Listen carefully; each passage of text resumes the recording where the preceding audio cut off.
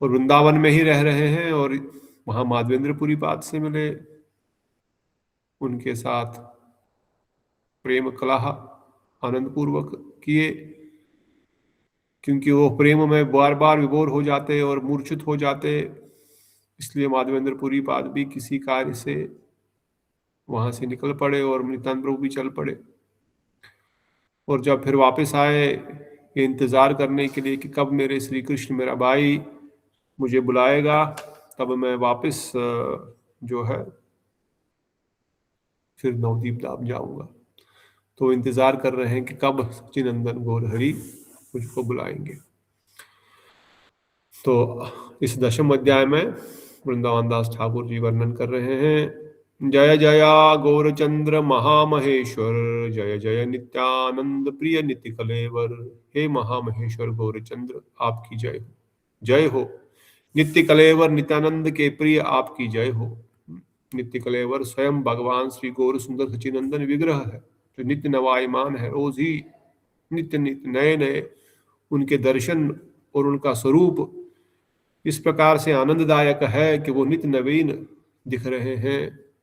ऐसा श्रील प्रभुपाद जी अपने तात्पर्य में वर्णन करते हैं कि किस प्रकार से बद्ध जीव के अंतर में उसका सूक्ष्म शरीर और स्थूल शरीर, स्थूल सूक्ष्म शरीर के अंतर में मुक्त जीवात्मा की आकार वस्तु रूप से नित्यानंद एवं श्री नित्यानंद की इस प्रकार की सेवा द्वारा सेवित विग्रह गोविंद मोहिनी श्री राधा जी एवं उनके सेविक गोविंद श्री गोविंद शुद्ध भक्ति के 5 रसों के विभिन्न स्तर पर दृष्टित होते हैं।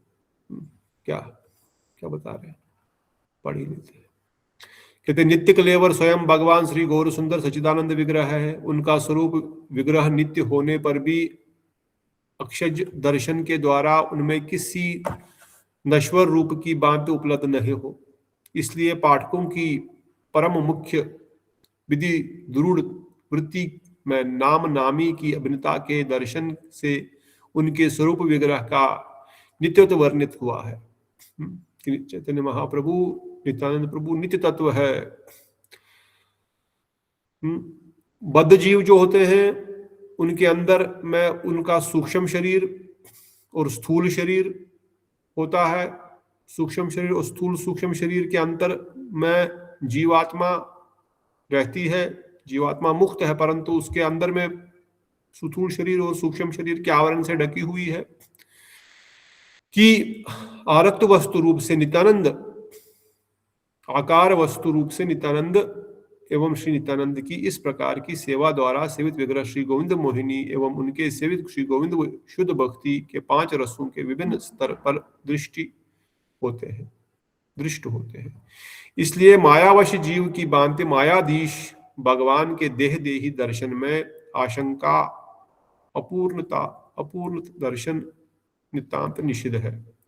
सूक्ष्म जगत से के स्वर्ग आदि में जो स्थूल ज्ञान परिचारित देवता का शरीर देखा जाता है, उसके अभ्यंतर में विष्णु सत्ता ही इस विश्व देवता के ईश्वर रूप में अधिष्ठित है। उस प्रकार ईश्वर के परितत्व से विग्रही श्री राधा गोविंद मिलित तनु श्री गौर सुंदर है। गौर सुंदर कौन है? राधा गोविंद मिलित है, नित्य तत्व है, न्यू नवायमान है। उनका सुंदर दर्शन रोज रोज ही जीव को आनंद प्रदान करता है। और जीव भी जब 5 रसों में विभाजित होकर के श्री गोविंद जी का भजन करता है, राधा गोविंद की सेवा करता है, तो आत्मा अपने स्वरूप में स्थापित होकर के उनका यथार्थ रूप दर्शन करती है।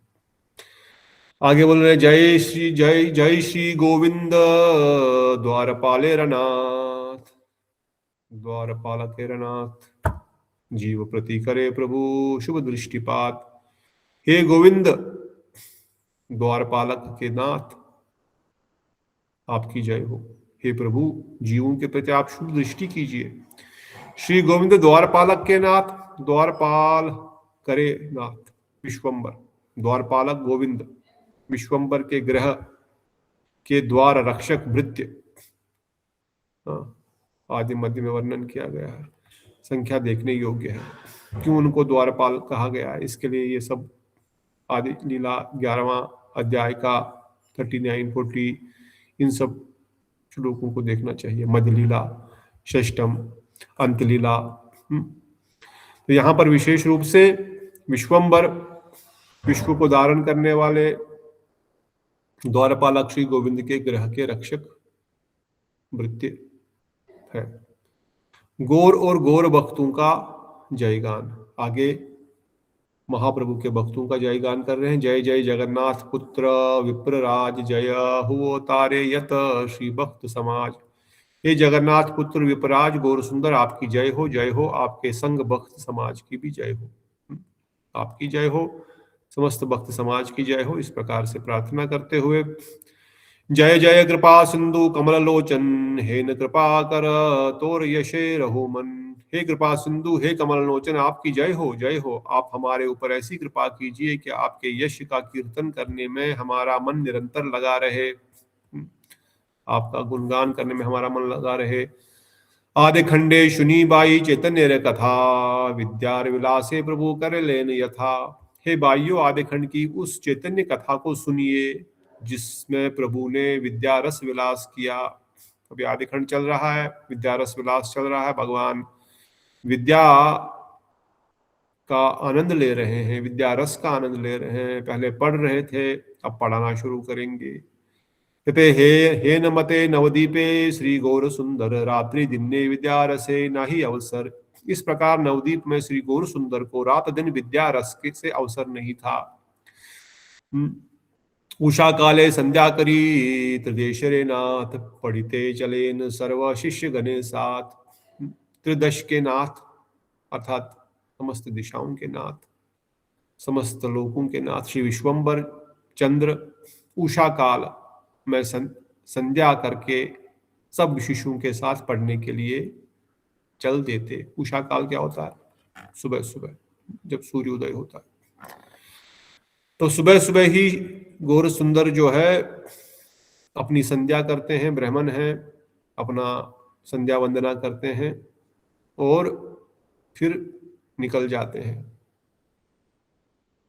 कहाँ जाते हैं? पढ़ने के लिए। कहाँ जाते हैं? गंगादास पंडित की सभा में वाद विवाद विचार। गंगादास की पंडित की सभा में पहुंच जाते हैं। प्रभु गंगादास पंडित की सभा में जाकर बैठ जाते और व्याख्या की स्थापना और खंडन करने लगते। अब ये टीचर बन गए, अब ये व्याख्या करते फिर उसका ही खंडन करते, फिर दूसरों को बोलते करने के लिए, फिर वो खुद उसका खंडन करते। जो छात्र प्रभु के पास पुस्तक चिंतन नहीं करते थे उनका प्रभु पर निरंतर निंदन करते रहते। जो किताब लेकर के उनके पास नहीं पढ़ते उनकी निंदा करते, उनको डांटते फटकारते। कहते स्वयं पढ़कर जब प्रभु पुस्तक चिंतन करने के लिए बैठते तो सभी प्रमुख शिष्य अपने अपने समुदाय को लेकर चारों ओर बैठ जाते। जब अपनी पुस्तक लेकर के प्रभु पढ़ाने लगते सबको, तो उनके जो प्रमुख शिष्य है, समझो टीम लीडर्स है, अपने अपने टीम को लेकर के उनके चरणों में बैठ जाते सीखने के लिए। उनकी वो टीचरों के टीचर है। परंतु मुरारी गुप्त प्रभु के पास पुस्तक चिंतन नहीं करते थे, इसलिए प्रभु उनके विचारों की निंदा करते रहते। जो मुरारी गुप्त थे वो महाप्रभु के पास पढ़ते नहीं थे, मतलब वो तो बड़े ही महाप्रभु की उम्र के ही है, परंतु वह उनके अपने अपने शिष्यों को लेकर के उनके पास नहीं आते हैं, क्योंकि सभी महाप्रभु के जितने भी बाकी टीचर्स है जो महाप्रभु की उम्र के ही है, ये सब लोग उनके पास आकर के बैठते हैं जब महाप्रभु पढ़ाते हैं सिखाते हैं, पर मुरारी गुप्त नहीं आता है। क्यों नहीं आता आगे बताएंगे। प्रभु योगपटे रूप से प्रभु योगपट रूप से वस्त्र धारण करके सभा के बीच वीरासन रूप में विराजमान हो जाते रहते। उनके ललाट पर चंदन का ऊर्ध्वपुंड तिलक बलिभांति शोभायमान है एवं दिव्य दांतों की ज्योति मुक्तियों को भी निंदित करने वाली है। मुक्ति मतलब मुक्ता, मुक्ता मतलब मोती। षडेश वस्त्र यौवनारंभ में प्रभु के मदन और भी मोहित करने वाले गौर श्री अंग से में सुंदर वेश झलक रहा है। समझो गंगादास पंडित के आंगन में, स्कूल में, बहुत बड़ी जगह है, वहां पर गौर सुंदर सेंटर में एक थोड़े से ऊंचे आसन पे बैठे हुए हैं, और बाकी सब टीचर अपने अपने ग्रुप में अपने अपने स्टूडेंट्स को लेकर के आकर के अपने अपने एक एक टोली बना करके बैठे हैं, 15-20 ऐसे सर्कल में बैठे, और महाप्रभु बड़े सुंदर लग रहे हैं। एक तो वो स्वयं भगवान है, ऊपर से भगवान तो फिर भी श्यामल कांति के हैं, पर ये तो गौर कांति लेकर के आए हैं, अर्थात राधा रानी की भी कांति लेकर के आए हैं। अपना सौंदर्य तो है ही है, अब राधा रानी का सौंदर्य भी इनमें समा गया है, क्योंकि उनकी कांति अंग कांति लेकर के आए हैं और उनके भावों को लेकर के आए हैं।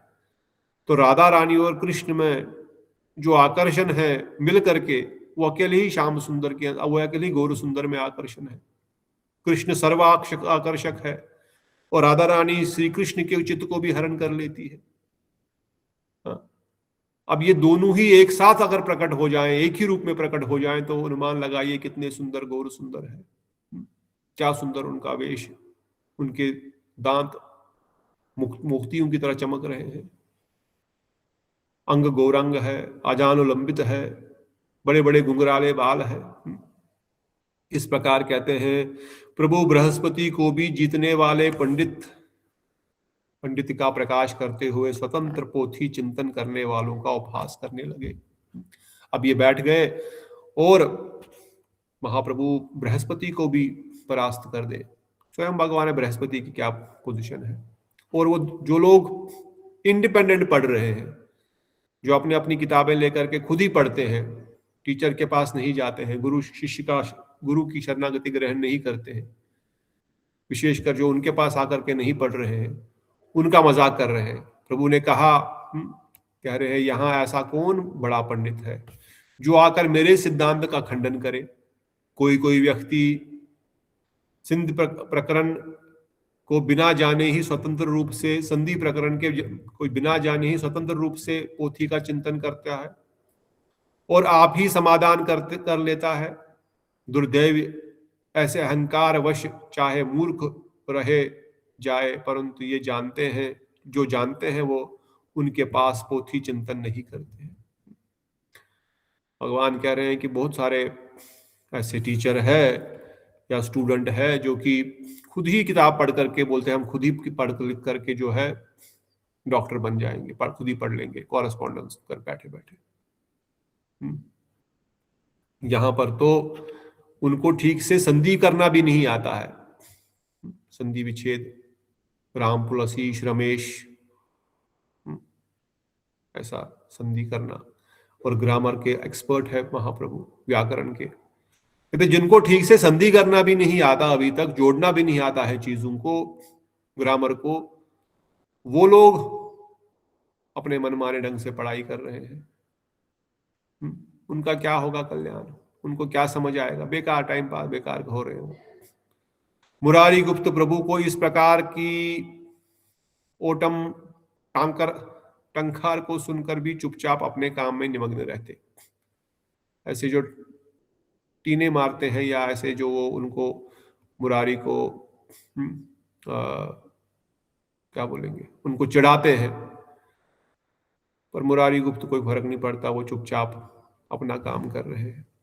तब भी प्रभु उन्हें सदा छेड़ते ही रहते, क्योंकि प्रभु अपने सेवक को देखकर बड़े सुखी होते हैं। फिर भी प्रभु उनको छेड़ते रहते हैं, महाप्रभु क्या पढ़ रहा तू, क्या अकेले पढ़ रहा, कहाँ जा रहा, ठीक से पढ़ना भी नहीं आता, व्याकरण ऐसा होता है। फिर प्रभु ने मुरारी गुप्त से कहा, वैद तुम यह क्यों पढ़ते हो, लता पता लेकर रोगी को अच्छा करो। ये तुम क्या पढ़ाई वढ़ाई कर रहे हो, तुम तो वैद, तुम जाकर के कोई पत्ते वत्ते ले लो, औषधि बनाओ और दवाई बनाओ, तुमको क्या करना है व्याकरण से, तुम व्याकरण क्या पढ़ रहे हो, ग्रामर क्या पढ़ रहे हो, जाओ बेकार में। ये व्याकरण शास्त्र अत्यंत कठिन है, इसमें कफ, पित्त एवं अजीर्ण आदि की व्याख्या नहीं है। कि मुरारी गुप्त के पिताजी भी वैद्य है, वो वैद्य परिवार से है, डॉक्टर वैद्य जो होते थे, तो इसमें ग्रामर है, ये शास्त्र कठिन है, इसमें पत्तों से कोई कफ पित्तवात की दवाई बनाने वाला काम नहीं है ये। इसको पढ़ के तुम्हें क्या समझ आएगा? तुम मन ही मन पुस्तक चिंतन करते हो, इसमें तुम्हें क्या समझेगा? तुम घर जाओ और रोगियों का इलाज करो। चिढ़ाते रहते मुरारी गुप्त को।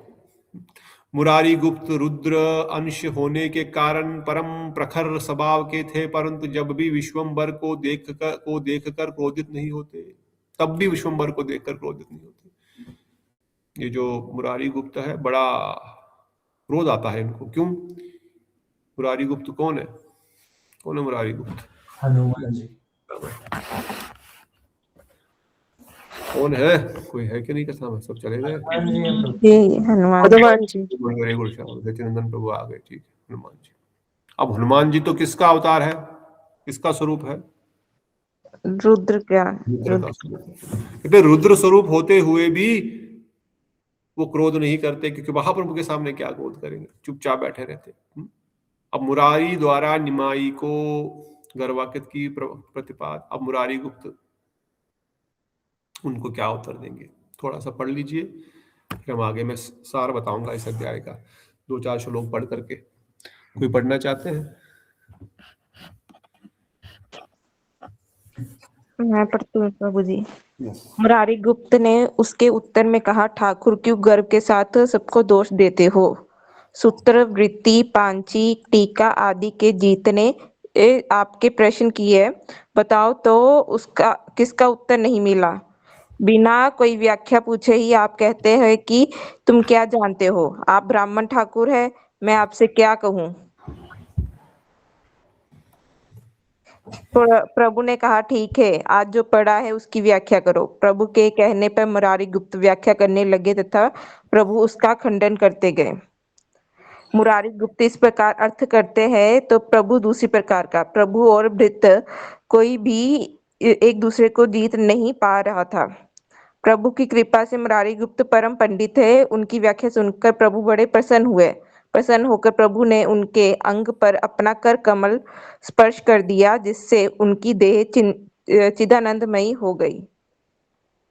तब मुरारी गुप्त अपने अपने हृदय में विचार करने लगे, यह पुरुष कभी प्राकृत मनुष्य नहीं हो सकता।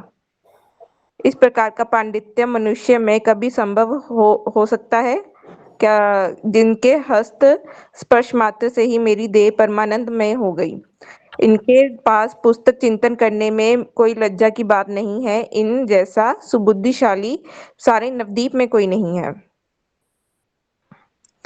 वैदवर मुरारी गुप्त संतुष्ट होकर बोले, हे विशंबर, सुनो, अब मैं तुम्हारे पास पुस्तक चिंतन किया करूंगा। इस प्रकार ठाकुर और सेवक कौतुक करते हुए गंगा स्नान करने के लिए सब साथियों को लेकर चल पड़े। गंगा स्नान करके प्रभु घर आए। इस प्रकार से ईश्वर श्री गौरचंद्र विद्या रस में विहार कर रहे थे।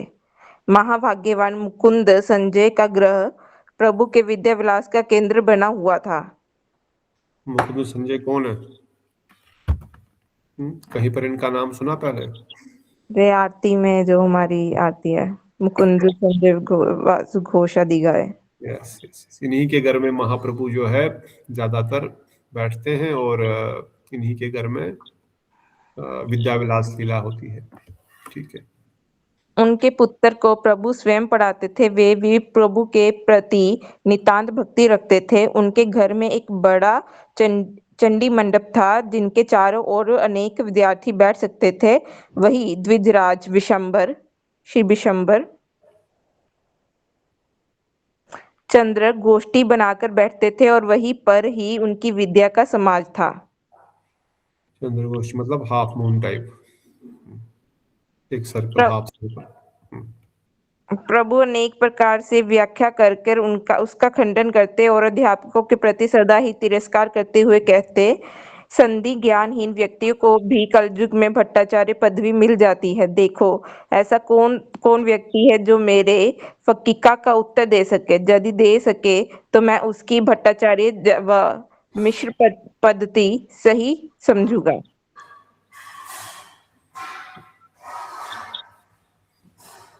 इस प्रकार श्री वैकुंठ नायक प्रभु विद्या रस में क्रीड़ा कर रहे थे, परंतु कोई दास भी उनको पहचान नहीं पा रहा था।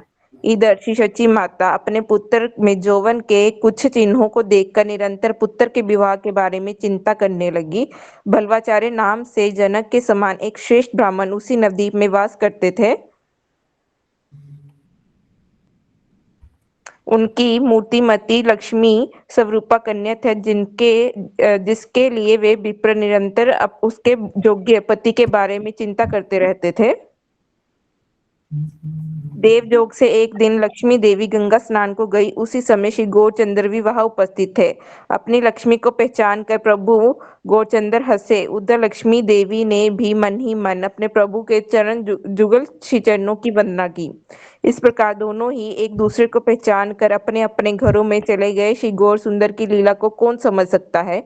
ईश्वर की इच्छा से उसी दिन वनमाली नाम से एक घटक विप्र सची देवी के पास गए। सची देवी को नमस्कार कर द्विजवर उनके सादर प्रदत्त आसन पर बैठ गए। तब वनमाली आचार्य ने सची देवी से कहा, आपके पुत्र के विवाह के लिए विचार क्यों नहीं करती हो। नवद्वीप में निवास करने वाले बल्वाचार्य कुलशील और सदाचार्य में निर्दोष सज्जन हैं।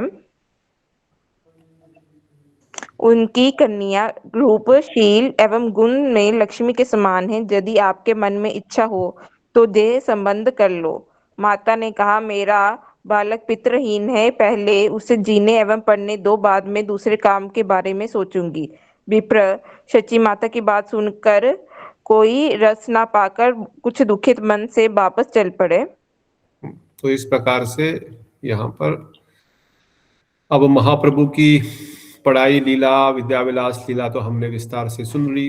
रोज ही महाप्रभु इस प्रकार से कभी गंगादास पंडित के आंगन में जाकर के, कभी मुकुंद के घर में बैठते हुए अपनी विद्या विलास लीला कर रहे हैं, पढ़ा रहे हैं बच्चों को, और वाद विवाद भी करते हैं, खंडन भी करते हैं। कोई भट्टाचार्य, भट्ट होते हैं पंडित, उनको भट्ट बोलते हैं, जो बहुत विद्वान है, पंडित है, जैसे कश्मीरी भट्ट अब विद्वान नहीं रहे, बस भट्ट रह गए। परंतु उन भट्टों के आचार्य, उन भट्टों के भी जो सीनियर होते हैं, उनको भट्टाचार्य बोलते हैं। इस प्रकार महाप्रभु बोलते हैं, कोई भट्टाचार्य यहाँ पर है नहीं, किसमें दम नहीं है जो मुझे, जो मेरे इन सिद्धांतों को, मेरे विचारों का खंडन कर सके या उनको स्थापित कर सके। फिर भी भट्टाचार्य बने हुए, मिश्र बने पड़े हुए, मतलब मिश्रा बने हुए हैं, भट्टाचार्य बने हुए। तो ये निरंतर महाप्रभु के पढ़ाई के या टीचर के रूप में जो उनकी लीलाएं हुई, उनको यहाँ पर प्रस्तुत किया गया। अब ये निरंतर रोज चल रहा है। महाप्रभु रोज पढ़ाने जाते हैं, वहां पर रोज नए नए स्टूडेंट आते हैं। और पहले हमने सुना नवदीप धाम उस समय जो है वह विद्या का विशेष स्थान है। विद्यानगर पूरे भारतवर्ष में, क्या पूरे विश्व के समस्त पंडितगण वहीं पर आकर पढ़ाई करते हैं। तो ये रोज की लीला है। अब श्री वृंदावन दास ठाकुर आगे बढ़ते हुए समझा रहे हैं कि ये लीला तो चलती रही साइड बाई साइड, साथ ही साथ एक दिन क्या हुआ, सचिनंदन गौरहरि ने गंगा स्नान में लक्ष्मी प्रिया का दर्शन किया और दोनों की आंखें मिली और उनको अपने नित्य स्वरूप, अपनी नित्य परिकर श्री लक्ष्मी जी को देख लिया। और लक्ष्मी जी ने भी अपने नित्य प्रियतम स्वामी श्री गौर सुंदर को देख लिया। और उनके हृदय में भावना भी इस प्रकार से हुई कि अब तो शोर लीला करनी है।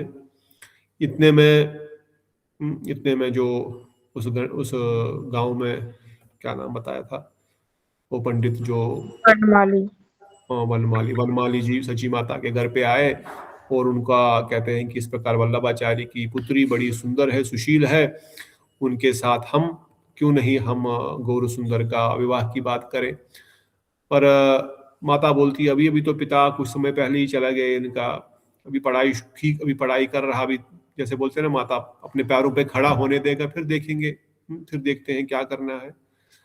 परंतु वो तो अब वनमाली को लगता है ठीक है, माता के भी इच्छा नहीं है,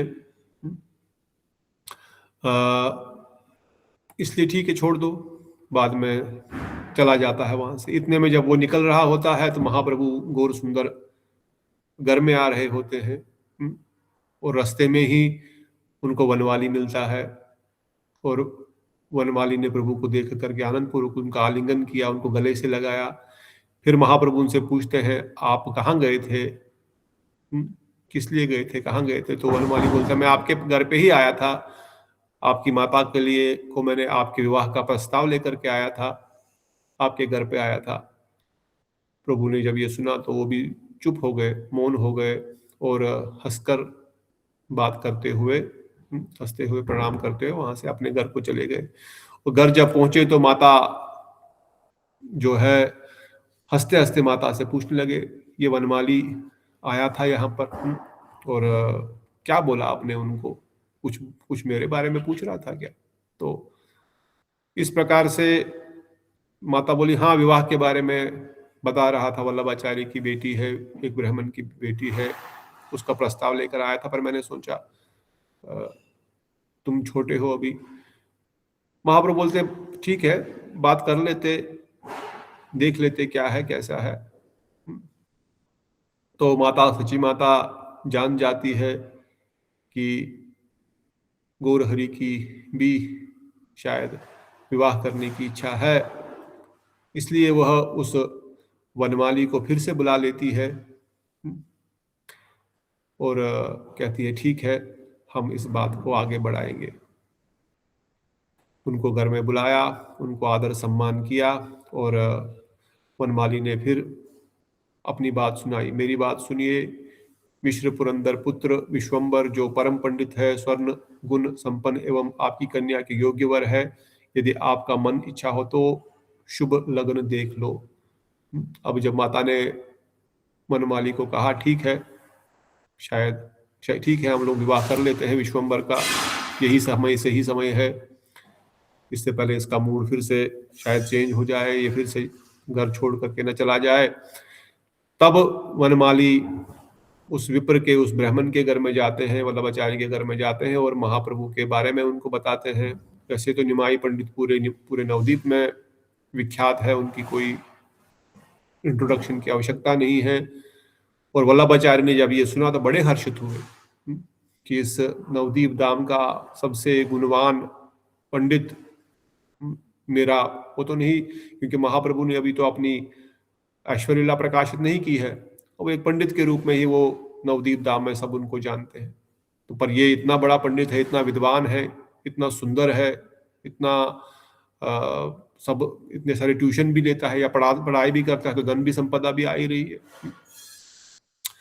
तो कहते हैं ये तो बड़ी अच्छी बात है, भगवान श्री कृष्ण की कृपा है मुझ पर, इसलिए ऐसा वर मुझे मेरी पुत्री को मिल रहा है। हाँ, किसको ऐसा जमाई मिलेगा जो ऐसा वर को छोड़ देगा? तुम शीघ्र करो और इस विवाह का डेट फिक्स कर लो, इसको शीघ्र ही संपन्न कर देना चाहिए। केवल एक बात कहते हुए मुझे लज्जा आ रही है, मैं निर्धन हूं, कुछ देने में समर्थ नहीं हूं, मेरे पास पर कुछ पैसा नहीं, कोई डॉवरी नहीं, तो दहेज नहीं दे सकता मैं केवल 5 हरित की 7 कन्या दूंगा, बस यह सम्मति आप उनसे ले आओ।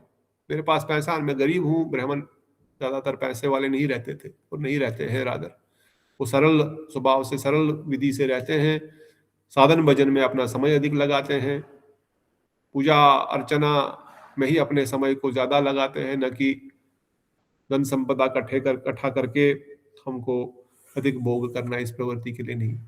इसलिए महाप्रभु भी बहुत धनवान नहीं है, वो भी सरल, सची माता और जगन्नाथ मिश्र भी नॉर्मल अपना दिनचर्या जैसे चलाने के लिए जीवन जीते हैं।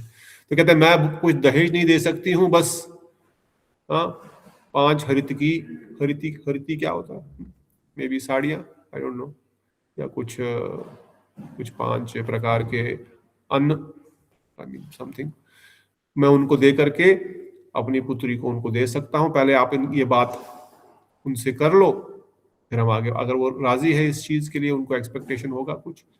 वल्लभाचार्य की बात सुनकर वनमाली आचार्य सब कार्य सिद्ध करके संतुष्ट होकर सची माता के घर आए। अब वो वापस सची माता के पास आए, बोल रहे हैं उन्होंने स्वीकार कर लिया है, अब शुभ विवाह का आयोजन करो। तो माता सची माता तो कुछ वैसे भी कुछ चाहिए नहीं, उनको तो एक सुंदर कन्या, सुशील कन्या अपने पुत्र के लिए चाहिए। तो ये सुन करके कि महाप्रभु का विवाह होने वाला है, सब लोग, सारे बंधु बांधव, सभी रिश्तेदार लोग सब खुश हो गए। शुभ दिन, शुभ लग्न में आदिवास कृत्य किया, जिसमें नटगण अनेक प्रकार के नृत्य गीत करते हुए वाद्य बजाने लगे। अब महाप्रभु का विवाह का डेट फिक्स हो गया, डेट कर वो दिन आ गया, शुभ घड़ी आ गई। सब लोग जो नट है, जो गाने वाले हैं, जो नाचने वाले हैं, वो नाच गान करने लग गए। सारे रिश्तेदार आ गए, चारों ओर महोत्सव का माहौल हो गया। ब्राह्मणों ने वेद ध्वनियां करने लगे और द्विज मणि विश्वम्बर चंद्रमा के समान सुशोभित हो रहे हैं। और चंद्र बहुत सुंदर लग रहे हैं। शुभ गण में प्रभु को गंध और माल्य देकर विप्रों एवं बंधु बांधुओं ने आदिवास किया। विवाह का पहला दिन गंध देकर के, मेहंदी रात जिसको बोलते हैं हमारे साधारण दृष्टिकोण से, उनको हल्दी चंदन आदि दिया और आदिवास तिथि मतलब शादी के पहले दिन की तिथि मनाई गई। एवं प्रसन्नचित होकर ब्राह्मणों के दिव्य गंध चंदन तंबूल एवं माला देकर उनको संतुष्ट किया। महाप्रभु ने भी, माता ने भी, रिश्तेदारों ने उनको माला दिया, जो भी आए हैं उनको चंदन दिया। जैसे कोई घर में आता है तो फूल से हल्दी उनको देते हैं, चंदन देते हैं। वल्लभाचार्य ने आकर आनंद से आदिवास कराया और प्रसन्न चित्त होकर घर चले गए। वल्लभाचार्य आए और उस प्रकार से उन्होंने ये आदिवास तिथि की। दूसरे दिन प्रातः काल उठकर प्रभु ने स्नान और तर्पण करके सम्मान पूर्वक पितृगण की पूजा की। सुबह उठ करके पितृगणों की पूजा हुई, पितरों की पूजा हुई या देवताओं की पूजा हुई, जिसको देवगण बोलते हैं। इस समय नृत्य गीत एवं वादुओं की मंगल ध्वनि गूंज उठी और चारों ओर से लाओ और देओ की ध्वनि सुनाई देने लग रही है। लाओ लाओ, ये लाओ, दे दो, ये बांटो, वो लाओ। इस प्रकार से चारों ओर से मंगल ध्वनि बज रही है। ब्राह्मण लोग वेद पाठ कर रहे हैं, नटगण नृत्य आदि कर रहे हैं, वाद्य बजाने वाले बड़े बड़े सुंदर वाद्य बजा रहे हैं, और बाकी सब काम करने वाले कोई सामान लेके आ रहा है, ये ले आओ, वो दे दो। तथा कितनी ही पतिव्रता स्त्रियां और इष्ट मित्र सज्जन ब्राह्मण आकर मिले। बहुत सारे इवन देवतागण भी आकर वहां पर आए। ऋषिगण, ऋषि पत्नियां, देवलोक से ऋषिगण और स्वर्गलोक से देवता ये सब आए। सची माता ने प्रसन्न होकर खील, केला, सिंदूर, तंबूल एवं तेल देकर स्त्रियों को संतोष प्रदान किया। ये सब चीजें जो स्त्रियां आती हैं उनको उनके हाथ में ये सब चीजें देना, ये एक शुभ संकेत है, शुभ चिन्ह है। केला, सिंदूर, तंबूल, पान का पत्ता, ये सब देकर के सबका स्वागत किया। तो ये सब वल्लभाचार्य ने भी इस प्रकार यथाविधि देवपुत्र पूजा कार्य को हर्षपूर्वक संपन्न किया। सुबह सुबह वल्लभाचार्य ने भी अर्थात दूसरे दिन देव पूजा अर्थात देवगण और पितृ पूजा इन दोनों को पूर्ण किया। तब प्रभु शुभ क्षण गोधूली के समय यात्रा करके वल्लभाचार्य के घर आ गए। अब जब संध्या का समय है, रात की शादी है, संध्या की शादी है, गौरचंद्र जो है बारात लेकर के वहां पर आ गए। गोधूली समय सूर्यास्त गमन काल, जब सब गौवे का दल गौशाला की ओर प्रतिगमन करता है एवं गोखुर की ओर प्रतिगमन करते हैं एवं खुर से उत्पन्न धूली आकाश को आच्छन्न कर देती है, उसे गोधूली कहते हैं। यथा हेमंत और शिशिर में सब सूर्य मध्यकरण बनकर लाल पिंड का आकार धारण करती है, ग्रीष्म में, वसंत में सब सूर्य जब सूर्य अस्तगमन के समय अर्धक मात्र दृष्टि होता है, वर्षा और शरद में जब सूर्य अस्तगमन करके बाद अदृश्य हो जाता है। तो इस प्रकार से गोधूली के समय महाप्रभु श्री गौरहरि जो है वह बारात लेकर के वल्लभाचार्य के घर पहुंचे। प्रभु के आते ही वल्लभाचार्य अपनी गोष्ठी सहित आनंद सागर में मग्न हो गए, उनका स्वागत किया।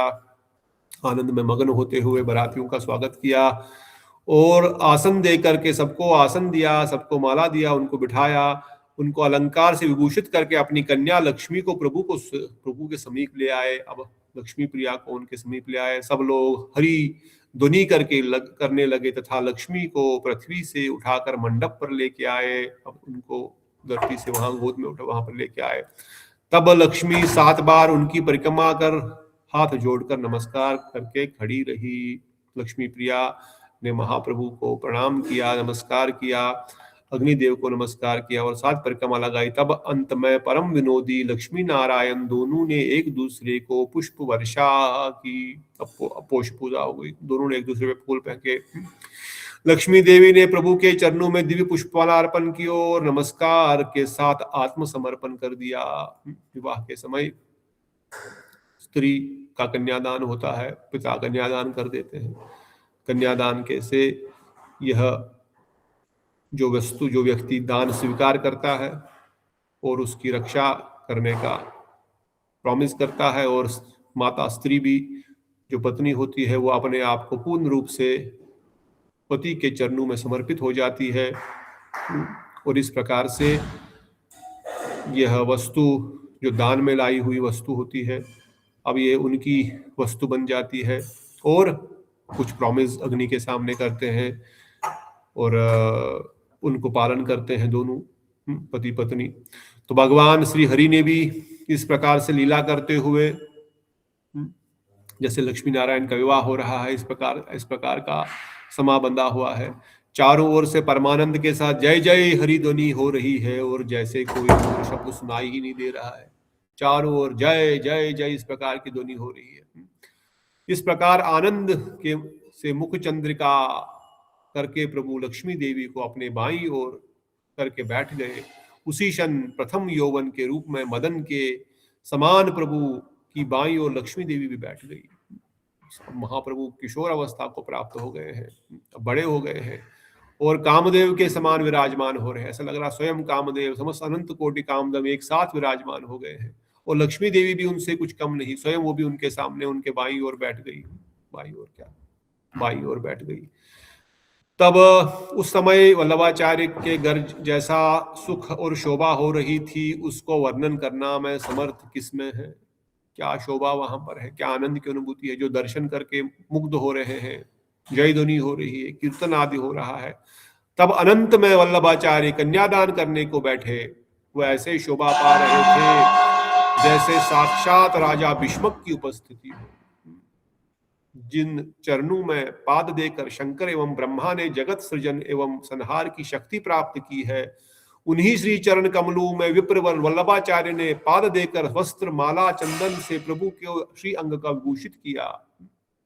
जो महाप्रभु के चरणों में शंकर भगवान और देवतागण ब्रह्मा आदि उनके चरणों की कृपा से, उनके चरणों की शक्ति से सृजन करने की शक्ति प्राप्त करते हैं ब्रह्मा जी। उनके चरण कमलों की शक्ति से शंकर भगवान सृष्टि का संहार करने की शक्ति प्राप्त करते हैं। ऐसे श्री चरण जो सर्वशक्तिमान है, उन वल्लभाचार्य को, उनको उन चरणों को पाद देने का मौका मिला, चरण धोने का मौका मिला, वस्त्र आदि माला चंदन देने का अवसर प्राप्त हुआ। इससे बढ़कर उनका सौभाग्य क्या हो सकता है। यथाविधि के साथ कन्या को समर्पण कर वल्लभाचार्य आनंद सागर में मग्न हो गया। अब कन्या को दान दे दिया, नाउ अब वह दान दी हुई वस्तु पति की है, पति की सेवा करेंगी। यही नियम है शास्त्र का। धर्म पत्नियों को इस प्रकार से मनोभाव ऐसा रखना चाहिए। अब हमारे पिताजी ने दान कर दिया है हमको, अब हमको इनकी सेवा करनी है। मेरा सेवा ही एकमात्र कर्तव्य है, इसलिए शास्त्र वर्णन करते हैं। इसलिए कई जगह पर कहते हैं जो पतिव्रता स्त्री है, पतिव्रता खाली यही नहीं होता है कि बस किसी दूसरे पुरुष के साथ के बारे में सोचती नहीं है, कहती नहीं है, ये तो है ही, वो तो बेसिक प्रिंसिपल है, वो तो even that is even the base of the base. But the real पतिव्रता मीन्स पति की सेवा में नित्य सेवा में पूर्ण रूप से निमग्न रहना, चाहे वो कैसा भी हो, चाहे वो इवन हमारे वैदिक शास्त्रों में वो सुंदर है, कुरूप है, धन संबंध है, नहीं है, कैसा भी हो, परंतु पत्नी का कर्तव्य है उसकी सेवा करना। जैसे शास्त्रों के कई प्रमाण है जहां पर पतिव्रता स्त्रियों की शक्ति केवल पति की सेवा करने मात्र से उनको समस्त प्रकार की शक्तियां प्राप्त हुई, केवल सेवा करने के मात्र से। जो कथा हमारे परम पूज्य बन महाराज भी कहते हैं और गुरुदेव भी कहते थे। किस प्रकार से एक बार एक ऋषि बहुत तपस्या कर रहा था और तपस्या करते करते उसको शक्तियां प्राप्त हो गई, और शक्तियां ऐसी प्राप्त हुई जब देखा तपस्या पूर्ण हो रही है, किसी चिड़िया ने उनके ऊपर, पेड़ के नीचे बैठा था, तो उनके ऊपर शीशी कर ली। ऋषि को क्रोध आया मेरे ऊपर, और उसने देखा उस चिड़िया को, आंख से देखा, चिड़िया अब जल करके राख हो गई। अब ऋषि खड़ा हो गया, अब शक्तियां आ गई है, अब मैं देखता हूं क्या। चलो, गांव की ओर चल पड़ा, आगे जा रहा है, बड़ा अहंकारी अभिमानी होकर के, बहुत सारी शक्तियों अर्जित हो गई है। जब एक घर में पहले पहुंचा, वहां पर नॉक किया, भिक्षाम देही। स्त्री बोली, अंदर से आवाज आई, महात्मन थोड़ी देर रुकिए, मैं आ रही हूँ। अरे, मुझे रुकने के लिए कह रही है? हाँ, मैं पति की सेवा में लगी हूँ। पति उनके ठीक नहीं थे, शरीर ठीक नहीं था उनका, उनको उठा रही है, बिठा रही है, स्नान आदि करा रही है। बोले, ए बाहर आजा जल्दी। नहीं तो, बोले नहीं तो क्या कर लोगे? मैं वो चिड़िया नहीं हूं जिसको तुम भस्म कर दोगे, ये मत समझना मैं वो चिड़िया हूं जिसको तुमने भस्म कर दिया है। हाँ, अंदर से ही आवाज दे रही है। ऋषि समझ गए ये कोई साधारण स्त्री नहीं। हाँ, मैं तो देखा भी नहीं, उसको पता ही लगा मैं वो चिड़िया नहीं हूं जिसको भस्म कर लिया, तूने भस्म करके आकर के आ रहे हो। तो वैष्णवगण वर्णन करते हैं कि ये शक्ति थी पतिव्रता स्त्रियों में, कोई पूजा पाठ नहीं, परंतु केवल पति की सेवा करने मात्र से इस प्रकार की शक्तियां उनको प्राप्त हो रही थी। कोई तो दोपहर में प्रश्न मुझे पूछ रहा था, अवधेश प्रभु, अद्वैत प्रभु, कि किस प्रकार से पत्नियों को पहले ठाकुर जी की दर्शन हुए, सेवा प्राप्त हुई पतियों से। क्यों? क्योंकि वह पति के लिए उनके भजन साधन में आगे बढ़ने के लिए उनकी निरंतर सहायता करती रहती है। पद्मावती देवी, जयदेव की धर्मपत्नी, ठाकुर जी ने उनको पहले दर्शन दिया, उनके हाथ का भोजन प्राप्त किया, तब जाकर के फिर कभी जयदेव गोस्वामी को दर्शन मिला। कई सारे ऐसे ऐसे, उस अर्जुन मिश्र की धर्मपत्नी जिन्होंने गीता के ऊपर लाइन मार दी थी कि भाई पता नहीं योगक्षेम वहां भी भगवान उठाएंगे भी कि नहीं उठाएंगे, हो सकता है भगवान नहीं भी आएंगे, कथा में सब लोग हैं कि नहीं, ठाकुर जी आएंगे कि नहीं आएंगे। उनको भी, उनकी धर्मपत्नी को पहले मिला, ठाकुर जी के हाथ, खुद अपने हाथों से भोजन कराया, उनका दर्शन किया, उनके शरीर श्री अंगों को स्पर्श मिला, तब जाके अर्जुन पंडित को तब भी बाद में मिला। क्यों? भले ही पत्नियां धर्म कार्य में इतना अग्रसर नहीं है, वो पूजा पाठ नहीं कर रही है, परंतु वो अपनी पति की सेवा कर रही है, उनको धर्म कार्य में लगा रही है। बिलोमंगल ठाकुर जिन्होंने कृष्ण करनामृत, जिन्होंने साक्षात श्याम सुंदर का दर्शन किए, उनकी धर्मपत्नी जब देखी मेरा पति उस चिंतामणि से मिलने के लिए पानी में कूद रहा है, शायद अब डूब रहा है, पानी तैर नहीं पा रहा है, वो कूद गई उनको बचाने के लिए, खुद ही डूब गई, खुद डूब गई, और उनका देह, क्योंकि वो दूर थी, पति आगे था, बह करके उसके पति के सामने आ गया, पति को लगा कोई नाव आ गई, उसी पे चढ़ करके तैर करके उस पार चले गए।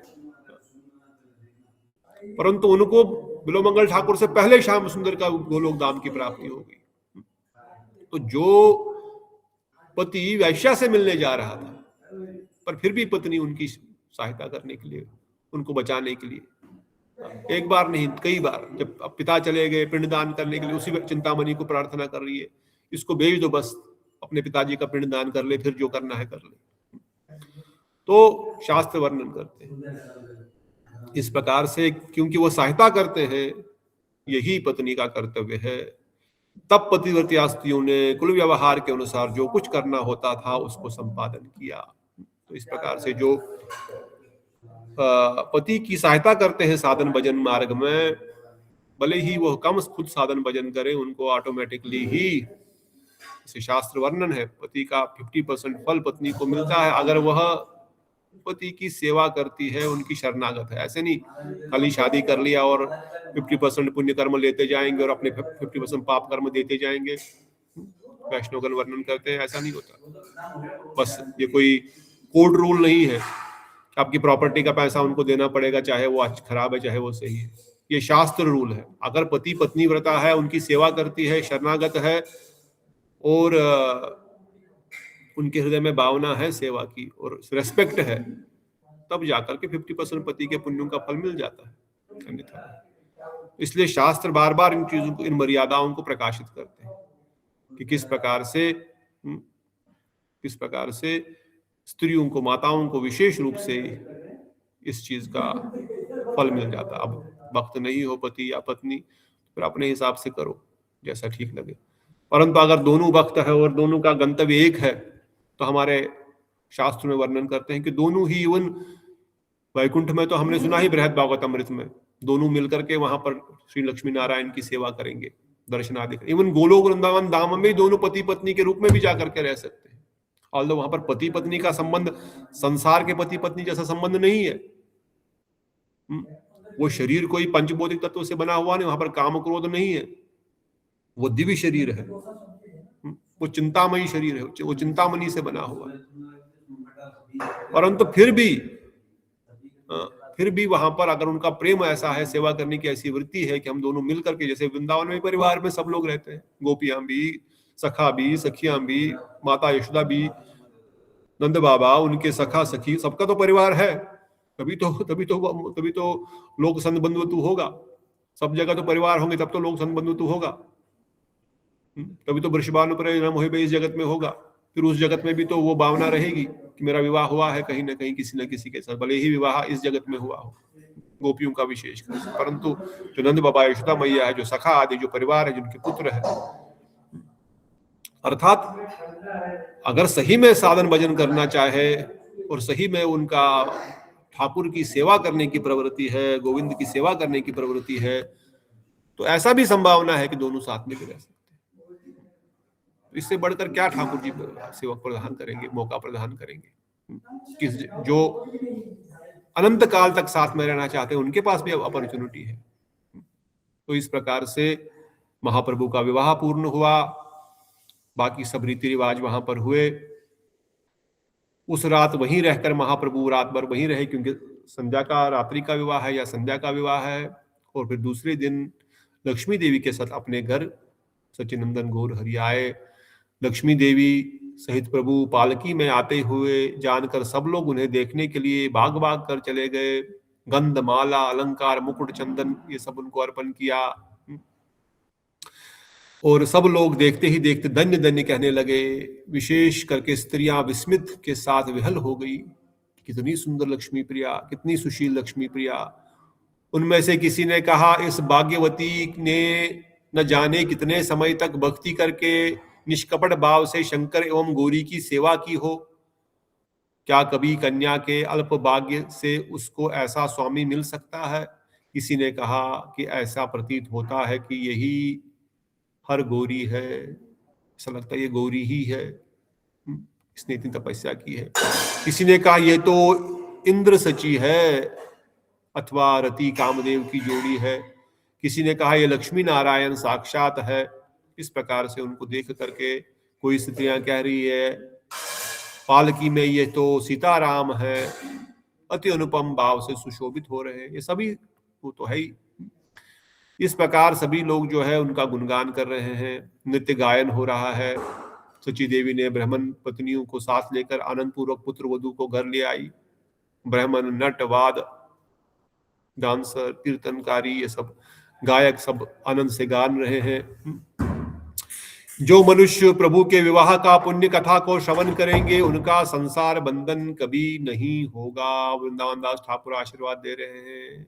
जो श्री नंदन गौर हरि के इस विवाह लीला को सुनेंगे, महाप्रभु तो विवाह के बंधन में बंध गए, पर हम सबका इस संसार से बंधन छूट जाएगा। केवल इस लीला को सुनने मात्र से कर्मों के बंधन से मुक्ति मिल जाएगी।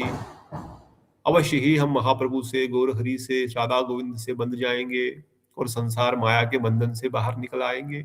ये आशीर्वाद वृंदावन दास ठाकुर इस विवाह कथा को सुनने पर दे रहे हैं। जल्दी जाओ। प्रभु के साथ लक्ष्मी की अवस्थित होने से महावैकुंठ भिन्न सची ग्रह परम ज्योतिर्धाम से प्रतीत होने लगा। जो सची माता का घर भी वैकुंठ जैसा होने लगा। सची देवी निरंतर क्या घर या बाहर ऐसा परम अद्भुत ज्योति देखने लगती, परंतु उसे देखने पर भी उसे दृष्टि स्थिर नहीं रह पाती। इतना प्रकाशमान घर हो रहा है। कभी पुत्र के पास अग्नि शिखा देख लेती तो फिर उलट कर देखने पर कुछ भी दिख नहीं पाती। क्षण क्षण में कमल पुष्प की सुगंध अनुभव करती सची माता परम विस्मित होकर चिंतित हो रही थी। घर में सची माता जब बचपन में देख रहे थे महाप्रभु, वहां पर चरण चिन्ह देख रहे थे, वहां पर सुगंध देखते थे, देवताओं की परछाइयां देखते थे। फिर से सची माता उन सब चीजों को, उन सब लक्षणों को देख रही है। कभी देख रही है कभी दीप जल रहा है, कभी देख रही है कमल पुष्प की सुगंध आ रही है, कभी देख रहा कोई कीर्तन की आवाज आ रही है कहीं से, कहीं घंटियां बजने की, पर घर में तो कोई है ही नहीं, ये सब कौन कर रहा है, ये कहां से आ रही है। लगता है कहीं ये स्वयं लक्ष्मी देवी तो नहीं है, ये मेरी बहू लक्ष्मी देवी लग रहा है। इसके चलने से ही जहां से ये गुजर रही है वहां से सुगंध आ रही है। और जो थोड़ा बहुत दरिद्रता थी घर में, इसके घर में आने से सारी दूर हो गई। जब से ये घर में आई है धन संपदा बढ़ रही है। इस प्रकार सची देवी विचार करती थी, आखिर ये कोई साधारण स्त्री नहीं है, अवश्य ही ये भगवान या किसी देवता या किसी कुछ तो अवतार है, ये कोई साधारण नहीं है।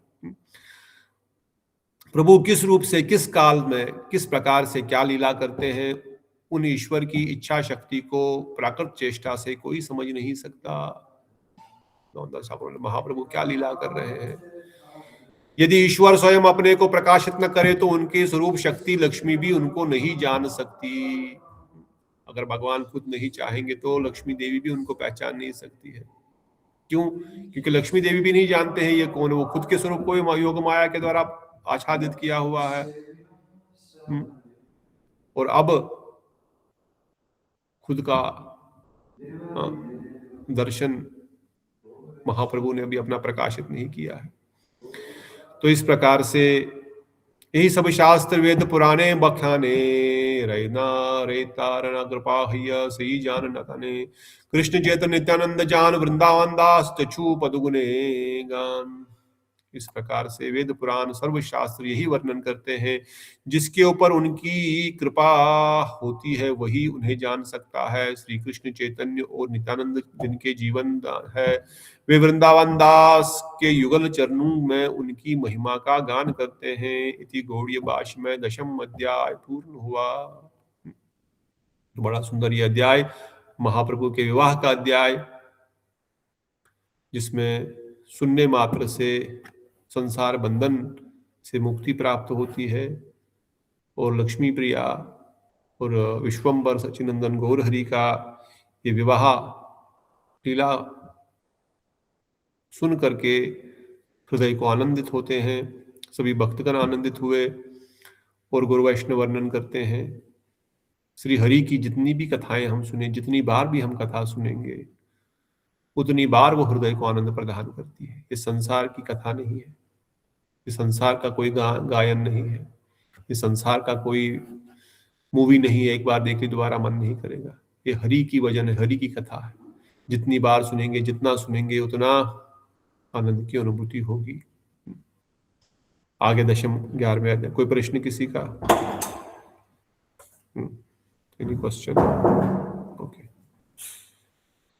11वें अध्याय में वर्णन कर रहे हैं अब निमाई पंडित जो है अब ट्रांसफॉर्म होने वाले। अब ये जो है मध्य लीला की ओर प्रवृत्त हो रहे हैं, क्योंकि 16 तक अध्याय 16 तक आदि लीला है, परंतु 11वें अध्याय से ही महाप्रभु के जो जिस कारण के लिए वो इस जगत में प्रकट हुए हैं, उन विचारों को प्रस्तुत कर अब उनमें प्रविष्ट हो रहे हैं। अब विवाह भी हो गया, पंडित की लीला भी हो रही है, साथ साथ अभी वो विवाह हो गया, पर काम तो उनका पढ़ाने लिखाने का ही है। अब इस अध्याय में किस प्रकार से वह आगे ईश्वरपुरी पाद से मिलेंगे और कैसे उनका साथ शास्त्रार्थ भी होगा, अर्थात उनके साथ भी वो इवन ईश्वरपुरी जिनको उन्होंने अपना गुरु माना, परंतु वह सचिनंदन गौरहरि को रोज आके प्रणाम करते हैं, उनको बोलते हैं मुझे कुछ सिखाइए। क्योंकि आप स्वयं भगवान है, ऐसा उनको प्रतीत हो रहा है उनका स्वरूप दर्शन करके। जैसे मुकुंद ने, मुरारी गुप्त ने कहा, इनका स्पर्श पाके ही हृदय में कुछ आनंद की अनुभूति हो जाती है, ये कोई साधारण तो हो है नहीं, इसलिए मैं इनको अपना गुरु मान लूंगा तो मुझे कोई फर्क नहीं पड़ता। मैं इनके इसलिए बोला उन्होंने, मैं तुम्हारे पास कल से पढ़ने आया करूंगा, क्योंकि एक कृपा स्पर्श उनको दिया। तो अगले अध्याय में 10-15 श्लोक पढ़ लेंगे, तब तक प्रभु जी आते हैं। अगर कोई और पढ़ना चाहते हैं, कोई भी पढ़ना चाहते हैं तो पढ़ सकते हैं। 11वां अध्याय में अब जो है धीरे धीरे भक्ति रस में प्रवेश करेंगे, क्योंकि ऊपर भी हमने सुना गौर हरि वर्णन किए। ये मुरारी मेरे से दूर क्यों भागता है, मैं जानता हूं, क्योंकि उसको व्याकरण में कोई रुचि नहीं है। ये व्याकरण, संधि, विच्छेद, अर्थ अनर्थ में कोई इसको डिस्कशन नहीं करने की कोई रुचि है। ये तो भक्ति परक व्याख्या सुनना चाहता है। एक दिन अवश्य मैं इसको भक्ति किसको बोलते हैं, कैसे की जाती है, वो बताऊंगा। तब मैं देखता हूं मेरे से कैसे ये दूर भागेगा। आगे आगे इस लीला को आप सुनेंगे। Anyone want to read? वानी दीदी है, जी प्रभु जी, पढ़ूं मैं? पढ़ लीजिए। कोई और नहीं पढ़ रहा तो आप पढ़ लीजिए। कोई पढ़ना चाहता है और कोई? Anyone want to take this chance? ठीक है, वेरी गुड। बाल्य लीला ही जिनके विद्या विलास का केंद्र है, उन महामहेश्वर श्री गौरचंद्र की जय हो, जय हो। श्लोक यहाँ पर है, राइट में। इस प्रकार द्विजराज श्री गौरचंद्र गुप्त भाव से विराजमान थे। उनका अध्ययन के अतिरिक्त और कोई काम ही नहीं था। कोटि कामदेवों को भी जीतने वाले प्रभु का मनोहर रूप एवं श्री अंग प्रत्यंग में अनुपम लावण्य विमान है। अजानुलंबित बाहु कमल नेत्र और होठों पर तांबुल एवं श्री अंग दिव्य वस्त्र धारण किए हुए हैं। विद्या बल के कारण सर्वदा परिहास मूर्ति प्रभु जब चलते तो सहस्त्र विद्यार्थी उनके साथ ही रहते। त्रिभुवन पति श्री गौर सुंदर पुस्तक रूप से प्रिया सरस्वती को हाथों में रखकर संपूर्ण नवद्वीप में भ्रमण करते थे। नवद्वीप में ऐसा कोई पंडित नहीं था जो प्रभु द्वारा किए गए व्याख्यान को समझ सके। एकमात्र अपने अध्यापक गंगादास पंडित के साथ ग्रंथ की आलोचना केवल एक महाभाग्यवान गंगादास पंडित थे जिनके साथ प्रभु विद्या की आलोचना करते थे। प्रभु को देखकर संसार के लोग कहते हैं, धन्य है जिसका ऐसा पुत्र, उसके यहाँ फिर किस बात की कमी है। सब स्त्रियां इन्हें मदन के समान देखती। पाखंडी लोग प्रभु का यम के रूप में दर्शन करते। सब पंडित लोग इनका बृहस्पति के रूप में दर्शन करते। इसी प्रकार जिनकी जैसी भावना रहती वह उनको उसी रूप में देखता।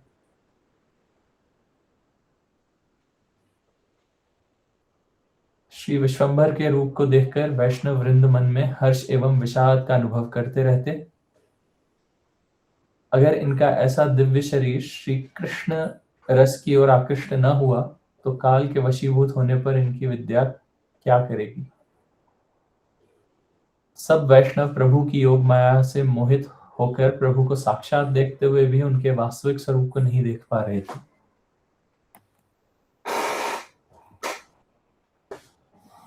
कोई तो प्रभु को साक्षात देखकर उन्हें कह उठते, विश्वंभर तुम विद्या रस में मत्त होकर अपने समय को क्यों व्यर्थ नष्ट करते हो। प्रभु अपने सेवकों के वचन सुनकर हंसते हुए कहते, आप मुझे शिक्षा देते हैं, यह मेरा बड़ा सौभाग्य है। इस प्रकार प्रभु विद्या रस में अपना समय व्यतीत कर रहे थे, जिनको उनके सेवक भी नहीं पहचान पा रहे थे। तब अन्य व्यक्तियों की तो गणना ही क्या थी।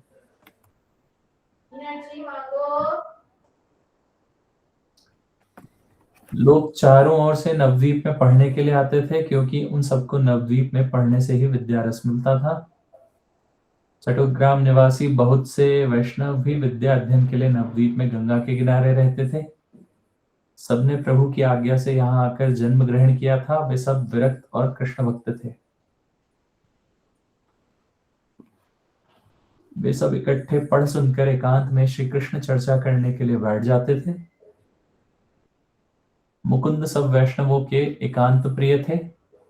जिनके गान को सुनकर सब महंत द्रवीभूत हो जाते थे। सब भक्त वृंद अपराध काल में अद्वैत प्रभु की सभा में आकर सम्मिलित हो जाते।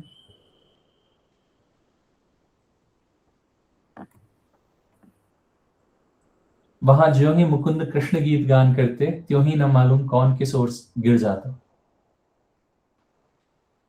कोई हंसता तो कोई रोता, कोई नृत्य करता, कोई वस्त्रों को संभाले बिना ही लोटपोट होने लग जाता।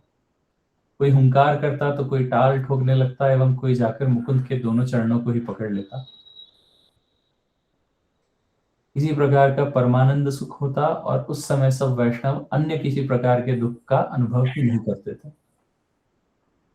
श्री महाप्रभु भी मुकुंद को देखकर मन में बहुत प्रसन्न होते थे और देखते ही उसे जकड़ लेते थे। प्रभु उनसे फकीका पूछते, वह उनकी व्याख्या करते, तब प्रभु कहते यह तो कुछ भी नहीं। तब मुकुंद के साथ प्रभु का द्वंद्व शुरू हो जाता।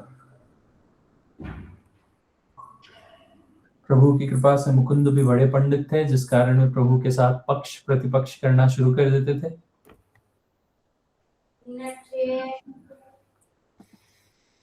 इस प्रकार प्रभु अपने सेवकों को पहचान कर उनसे फकीका पूछते एवं सब उनसे हार कर चले जाते। श्रीवास आदि भक्तों को भी देखने से प्रभु फकीका पूछने लगते, परंतु वे मिथ्या वाक्यों के समय नष्ट करने के भय से उस स्थान को त्याग कर दूर चले जाते थे। प्रभु की कृपा सब भक्त श्री कृष्ण रस में मग्न और अन्य रस से सहज में ही के कारण श्री कृष्ण विषय साथ व्याख्या के अतिरिक्त कुछ बोलना पसंद नहीं करते थे। प्रभु उनको देखते ही उनसे फकीका पूछते। जब उनमें से कोई ठीक उत्तर देकर प्रभु को प्रबोध न कर पाता, तब अंत में प्रभु उसका उपहास करने लगते। यदि कोई प्रभु को दूर से आता देख लेता तो फकीका जिज्ञासा के भय से भाग जाता।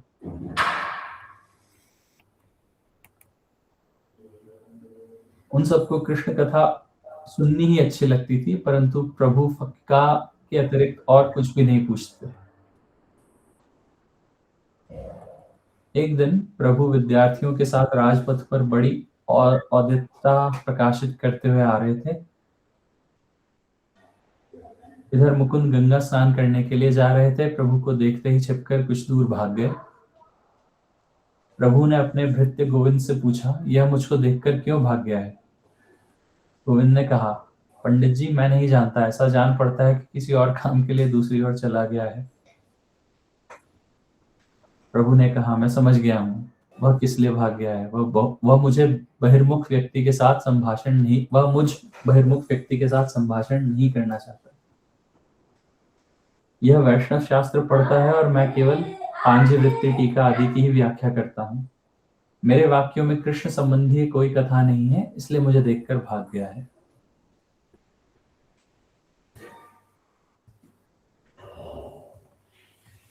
संतोष से मुकुंद को गाली देने के बहाने प्रभु अपने स्वरूप को प्रकाशित करने लगे। उन्होंने कहा, अरे बेटा कुछ दिन और ठहरो, तुम मेरे कौशल से कैसे बच सकते हो, देखा जाएगा। प्रभु ने हंसते हुए कहा, मैं पहले कुछ दिन विद्या अध्ययन कर लूं, तब तुम मुझ में वैष्णवता के लक्षण देखोगे। मैं संसार में इस प्रकार का वैष्णव होऊंगा कि ब्रह्मा और शिव भी मेरे द्वार पर आएंगे। तुम सब भाई मेरी बात सुनो, मैं भविष्य में अलौकिक वैष्णव होऊंगा। इस समय जो ये सब लोग मुझे देखकर भागते हैं, देखना वह भी मेरी गुण कीर्ति करेंगे। इतना कहकर प्रभु हंसते हुए शिष्यों के साथ अपने घर चले गए। इस प्रकार श्री विश्वंभर राय अनेक प्रकार के लीला कौतुक करते, किंतु जब तक वे स्वयं को प्रकाशित न करें तब तक कोई उनको जान नहीं सकता। इस प्रकार सब भक्त नवद्वीप में अवस्थान कर रहे थे और इधर सब नदियावासी धन और पुत्र के रस में मत्त थे। तो इस प्रकार से विद्याविलास लीला में महाप्रभु अपने गृहस्थ में लक्ष्मी प्रिया के साथ रहते हैं और साथ ही साथ वह अपना अध्यापक या अपना पंडित का जो कार्य है वो करते हैं। मुकुंद गंगादास पंडित के यहाँ पर बाकी सारे पंडितों के साथ वाद विवाद करना और उनको पढ़ाना और उनको अपना ग्रामर और उनके जो श्लोक है उनके ऊपर आप इसका खंडन करो और मंडन करो, इस प्रकार से निरंतर ये लीला करते। अब मुकुंद का हमने सुना, मुकुंद संजय मुकुंद वासु घोष अधिगायो, हम गौरी में गाते हैं, उनसे बड़े हैं थोड़े, उनके बेटे को पढ़ाते हैं महाप्रभु। परंतु फिर भी क्योंकि महाप्रभु स्वयं भगवान है, मुकुंद जब कीर्तन करते हैं तो वैष्णव गण लोटपोट हो जाते हैं। लोटपोट होते हैं मतलब उनके हृदय में अष्ट सात्विक विकार स्वतः ही स्फूर्त हो जाते हैं, जो हम कल पढ़ रहे थे भक्त रसामृत सिंधु बिंदु में चक्रवर्ती ठाकुर पाद। 33 प्रकार के व्यभिचारी भाव, 5 प्रकार के मुख्य रस, गौण रस, ये मिलकर के कीर्तन के माध्यम से भक्तों के हृदय में प्रकाशित होकर के अष्ट सात्विक विकारों को प्रकट करते हैं। ये स्वाभाविक है कीर्तन का प्रभाव, कीर्तन का स्वाभाविक प्रभाव है, क्योंकि कृष्ण, शुद्ध कृष्ण कथा और कीर्तन से अवश्य ही हृदय में ये सब प्रकाशित होगा ही होगा। इसलिए गुरुवर्ग वर्णन करते हैं, कई बार जो मुमुक्षु होते हैं, जो मुक्ति की कामना करते हैं, वो भी कीर्तन का सहारा लेते हैं, वो भी कथा का सहारा लेते हैं, ताकि उनके हृदय में भी इस प्रकार की भावना आए, और इस प्रकार की भावना आने से ठाकुर प्रसन्न होंगे और उनको मुक्ति प्रदान करेंगे।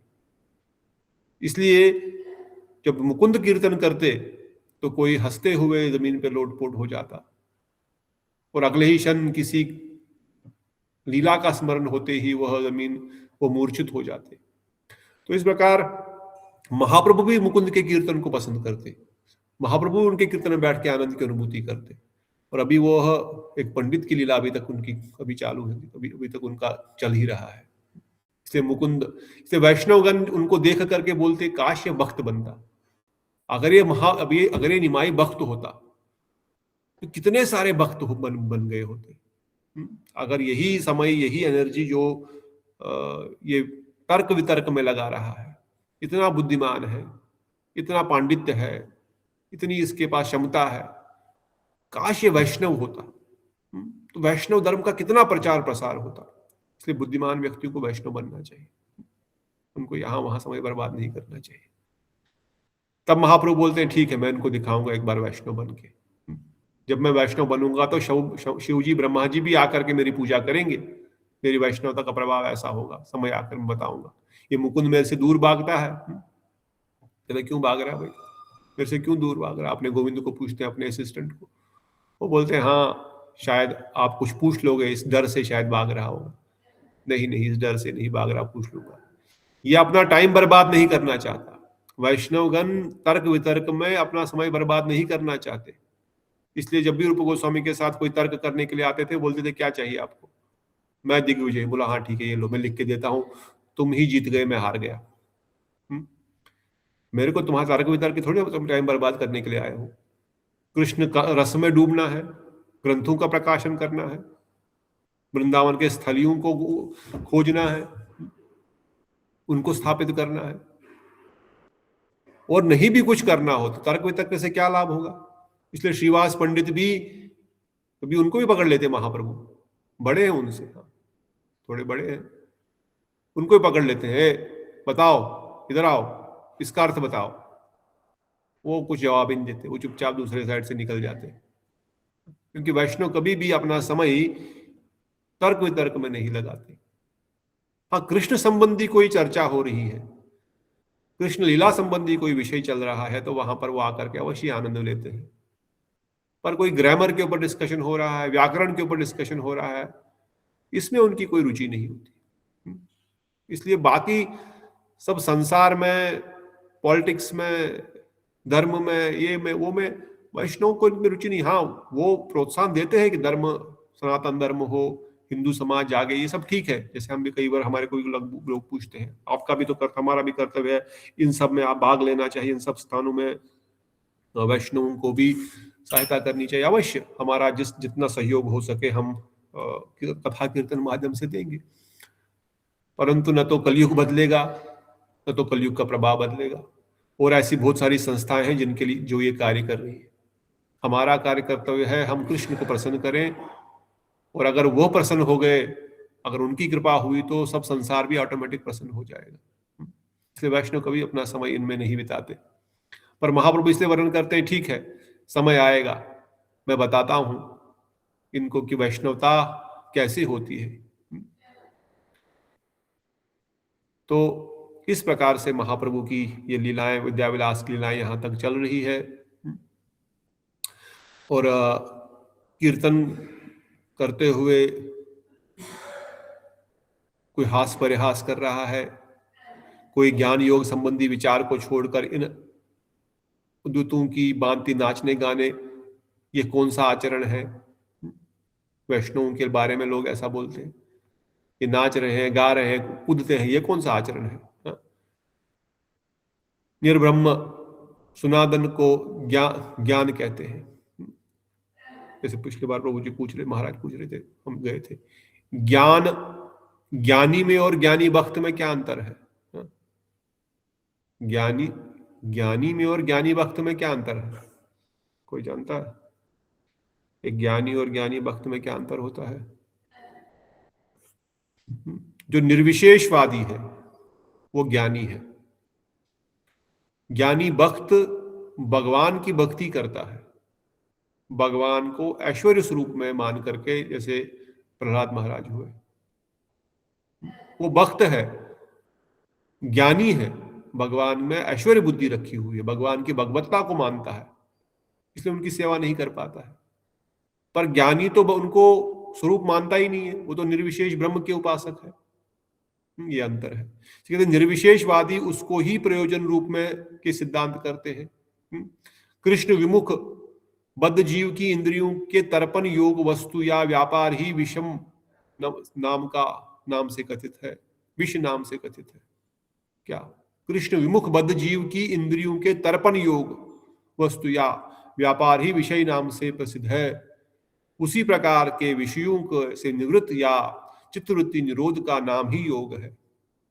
विषयों से अपने चित्त को, अपने मन को हटा दो, यही योग है। निर्विशेष मतवलंबी व्यक्ति ब्रह्म सायुंज और ईश्वर सायुंज को ही जीवों का शेष प्रयोजन मानते हैं। उनकी साधना प्रक्रिया भी निर्विशेष वेदांत एवं अष्टांग योग शास्त्र आदि में ही आबद्ध है। भगवत भक्त कभी भी उस प्रकार हय और अनुपादेय अत्यंत कैतव प्रसव नहीं करते हैं। सेवन मुख व्यक्तियों में जो चांचल्य परिदृष्टि होती है वो कोई भी इंद्रिय तर्पण के उद्देश्य से नहीं होती है, किंतु निर्विशेष ज्ञानी या योग संप्रदाय अपनी संकीर्ण दोनों अधिकारों में अवस्थित रहकर भगवत भक्ति की चेष्टा समझने में असमर्थ है। वो नहीं समझ सकते भगवान भक्त क्यों नृत्य कर रहे हैं, क्यों वो आनंद से घूम रहे हैं, क्यों हंस रहे हैं, कभी लोटपोट हो रहे हैं, क्यों रो रहे हैं। उनके लिए तो निर्विशेष ब्रह्म में ब्रह्मभूत प्रसन्न आत्मा न शोचित न कांक्षति, पत्थर जैसा हो गया, ना कुछ सोच सकता है, ना कुछ कामना कर सकता है, मतलब पत्थर बन गया। न किसी का रस स्वाद कर सकता है, न किसी के रस को त्याग सकता है, वो तो पत्थर हो गया ना। पत्थर में भी कोई रस स्वाद का कोई अनुभूति नहीं है। इसी विचार से कहते हैं कि ये लोग भक्तों पर हंसते हैं। अविदेही विचार के श्री ज्ञान योग के अनंत साधन के भक्त आदर नहीं करते। वे नित्य मुक्त भक्तों की सेवा प्रवृत्ति के अनुकूल क्रियाओं को ही अविधेय साधन रूप में जानते हैं। इस कारण से औल बाउल कर्ता बाजा सहजिया सखी बेकी समर्था एवं अतिबाड़ी व्यक्तियों के कपट और कृत्रिम श्रवण कीर्तन नर्तन वादन के छल से अपनी अपनी जड़िंद्रियों के तर्पण को साधन का शुद्ध भक्ति अनुशीलन रूप से अनुमोदित नहीं करते हैं। प्रभुपाद जी लिख रहे हैं तात्पर्य। इसलिए जो लोग एक्सटर्नली शो के लिए शास्त्र विरुद्ध इस प्रकार से जो 13 संप्रदायों का वर्णन यहां पर कर रहे हैं, इनके कीर्तन को शुद्ध कीर्तन नहीं माना जाएगा। कोई कहते हैं हमने भागवत में कितनी बार पढ़ा है, लेकिन उसमें नाचने एवं रोने का विषय तो नहीं देखा। हमने भी भागवत पढ़ा है कई बार, उसमें कहाँ बताया गया और कोई रो रहा है, कोई नाच रहा है। अरे देखो भाई, श्रीवास पंडित चारों भाइयों से उच्च स्वर कीर्तन करते हैं, भोजन करने के बाद सोया भी नहीं जाता है। श्रीवास आंगन में श्रीवास पंडित, संध्या हो गई, भोजन हो गया, अब कीर्तन शुरू हो गया। रात भर ये कीर्तन करते हैं श्रीवास पंडित। दूसरे लोग बोलते हैं क्या ये शोर मचाता है रात भर, सोने भी नहीं देता, हमको तो सोना है। कोई कहां भागवत में लिखा है नाम कीर्तन में नृत्य आदि करना है? धीरे धीरे कृष्ण कहने से क्या पुण्य नहीं होगा? नाचने गाने उच्च स्वर करने से क्या पुण्य होता है? होते हैं, आपको भी लोग, हमको भी बोलता होगा, कभी सुना होगा, हमको भी कई बार बोलते थे। हाँ? ये दमोल करने से थोड़ी भगवान मिलता है। हाँ? उछल कूद करने से, कूदते हो आका हा, कूदते हो, नाचते हो, चिल्लाते हो, इससे भगवान मिलते हैं क्या? एक जगह ध्यान करने बैठो। प्रभुपाद जी वर्णन कर रहे हैं, साधारण कर्म कांडरत व्यक्ति अपनी इंद्रिय तर्पण की उत्कृष्ट अवस्था व्यवस्था करने के लिए पुण्य फल अनुसाधनार्थ अपनी जड़ इंद्रिय धारणा का नियोग करते हैं। कामुक कामिनी के पश्यंत जगत, इस न्याय अनुसार वे समझते हैं कि प्रभु बुद्धिमता शुद्ध भक्ति भी निश्चित ही उनकी बातें हरि सेवा के बहाने पुण्य संग्रह करके अपने ईश्वर इंद्रियों को प्राप्त कर रहे हैं। लगता है कि इंद्रियों को वशीभूत कर लिया तो इंद्रियों को वशीभूत करना ही भगवत प्राप्ति है, ऐसा नहीं है। उनकी बातों को सुनकर सभी वैष्णव महादुख पाते और सभी कृष्ण कृष्ण कहकर ऊंचे स्वर से क्रंदन करने लगते और प्रार्थना करते, हे कृष्णचंद्र, कितने दिन में हमारा ये दुख दूर होगा और कब आप इस संसार में प्रकट होगे? श्रीवास पंडित, गदाधर पंडित, अद्वैत आचार्य, मुकुंद, ये सब रोते पुकारते ठाकुर को, अब कब आप इस जगत में आओगे, कब आप हम वैष्णवों का कल्याण करोगे? सभी वैष्णव मिलकर अद्वैत के घर जाकर उन पाषंडियों के वाक्यों से वह दुख निवेदन करते, अद्वैत प्रभु के यहाँ जाते कि भाई ये लोग हमको ऐसा बोलते हैं, ऐसा ये वाक्य करते हैं, ठाकुर जी का गाली देते हैं। गाली देते हैं एक प्रकार से, उसको गाली देना ही कहा।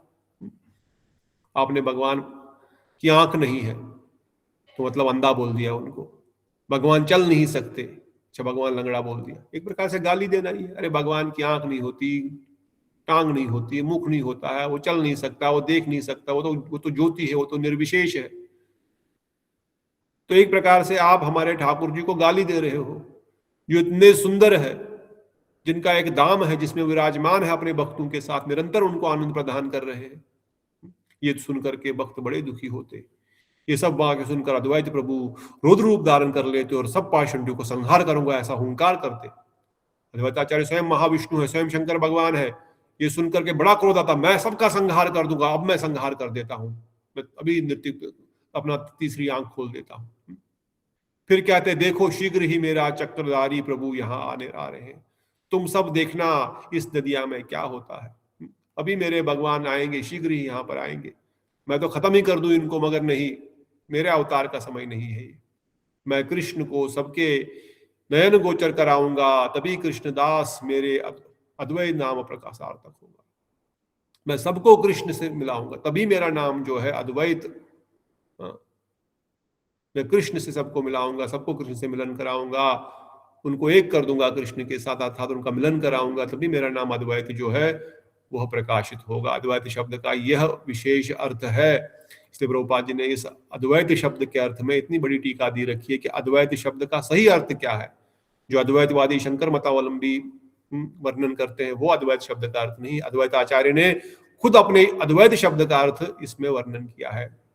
64 श्लोक के प्रभुपाद भक्तिदान प्रभुपाद जी की गौड़ीय भाषा पढ़ सकते हैं, जान सकते हैं। तो इस प्रकार से हम यहाँ पर रुकेंगे। अद्वैताचार्य सबको सांत्वना देते हुए कहते हैं कि आप चिंता मत करो, शीघ्र ही मेरे प्रभु आएंगे, आप दुख मत करो, और वो हम सब पर कृपा करेंगे, इन सब जीवों का कल्याण करेंगे। सभी वैष्णव अद्वैत प्रभु को वाक्य सुनकर भूल गए थे कि सभी श्री हरि संकीर्तन करने लगे। अब सब लोग हरि कीर्तन कर श्री कृष्ण नाम की परम मंगलमयी ध्वनि गूंज उठी और अद्वैत के साथ सभी प्रेम विहल हो गए। सभी उस समय पाषंडियों के वाक्य ज्वाला भूल गए और नवदीपपुर आनंद में डूब गया। पाषंडियों के जो शब्दों को भूल गए और कीर्तन के माध्यम से, इसलिए कीर्तन करो, कथा सुनो, आपके हृदय में सब प्रकार से आनंद की अनुभूति होगी। किसी प्रकार से हृदय में जलन अगर हो रही है किसी भी कारण से, कभी भी किसी भी वचन से, तो भगवान की लीला का स्मरण कर लो। लो मंगल ठाकुर का कृष्ण कर्णामृत थोड़ा सा पी लो, जल रहा है ना आदमी, कर्णामृत ले लो, दवाई है। 2 श्लोक पढ़ लो कर्णामृत, कृष्ण कर्णामृत के, अपने अंदर डाल दो कानों के माध्यम से, हृदय में चला जाएगा, हृदय की ज्वाला शांत हो जाएगी। उज्ज्वल नीलमणि के 2 श्लोक पढ़ दो, श्री रूप गोस्वामी जी के। रघुनाथ दास गोस्वामी का कोई 2 श्लोक पढ़ लो। उनका अर्थ सुन लो, बस हृदय में जो जलन हो रही है वो शांत हो जाए। क्यों? ये अमृत है, कृष्ण कर्ण अमृत।